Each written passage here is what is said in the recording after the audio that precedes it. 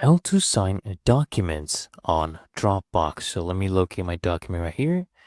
And what you want to do basically is you want to either go ahead and click on this PDF, or you can come here and click on open. I'm just going to click on it and it will open it up here on the side.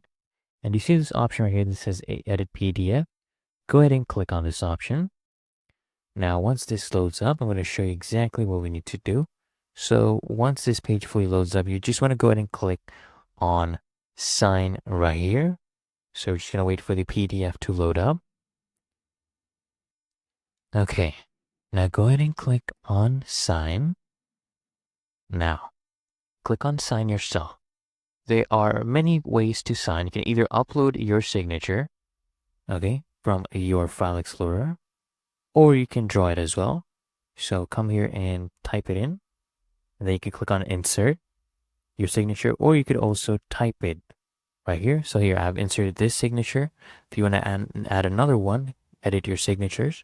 Now I can type it as well. For example, my name, let's try Pioneer, and then click on insert. Of course, you can go ahead and change the font if you want, but I'm just going to go ahead and insert this one right here.